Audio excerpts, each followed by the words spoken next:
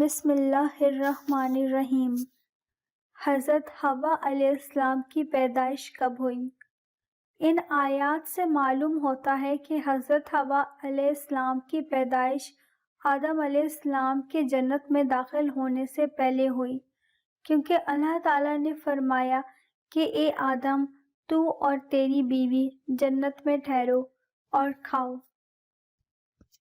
البتہ حضرت ابن عباس اور حضرت ابن مسعود اور دوسرے کئی صحابہ کرام صلی اللہ علیہ وسلم سے صریح نے نقل کیا ہے کہ ابلیس کو جنت سے نکال کر حضرت آدم علیہ السلام کو وہاں آباد کیا گیا تو حضرت آدم وہاں اکیلے رہتے تھے اور اجنبیت بھی محسوس کرتے تھے۔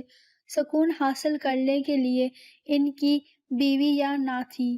وہ سو کر بیدار ہوئے تو دیکھا کہ ان کے پاس ایک عورت بیٹھی ہوئی ہے۔ اللہ تعالیٰ نے اسے حضرت آدم علیہ السلام کی پسلی سے پیدا کیا تھا۔ آدم علیہ السلام نے پوچھا، تو کون ہے؟ اس نے کہا، میں عورت ہوں۔ پوچھا، تجھے کس لیے پیدا کیا گیا ہے؟ حوا نے کہا، تاکہ تو سکون حاصل کرے میرے ساتھ۔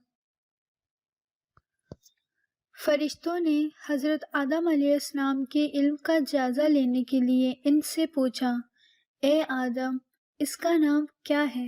آدم نے کہا، حوا۔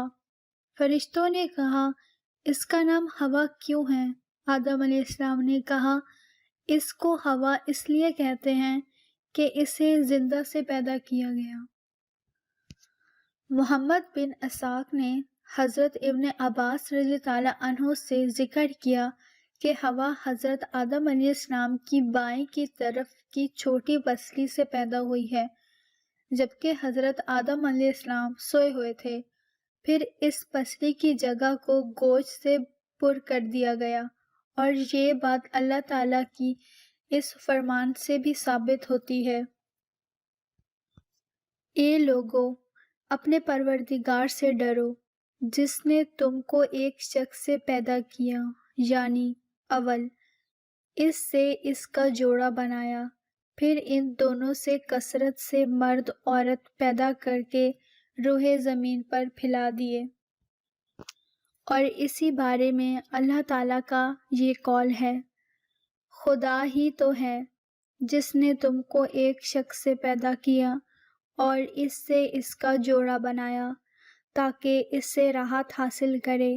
سو جب وہ اس کے پاس جاتا ہے تو اسے ہلکا سا حمل رہ جاتا ہے اور وہ اس کے ساتھ چلتی پھرتی ہے۔ حضرت ابو ہریرہ رضی اللہ عنہ سے روایت ہے کہ نبی کریم صلی اللہ علیہ وسلم نے ارشاد فرمایا، عورتوں کے متعلق اچھی نصیحت قبول کرو، کیونکہ عورت پسلی سے پیدا ہوئی ہے اور پسلی کا سب سے ٹیڑھا حصہ اس کا اوپر والا حصہ ہوتا ہے، اور اگر اسے سیدھے کرنے لگ جائیں تو اسے توڑ بیٹھے گا، اور اگر اس کو چھوڑ دے گا تو اسی طرح وہ ٹیڑھی رہے گی۔ اس لیے عورتوں کے متعلق اچھی نصیحت قبول کر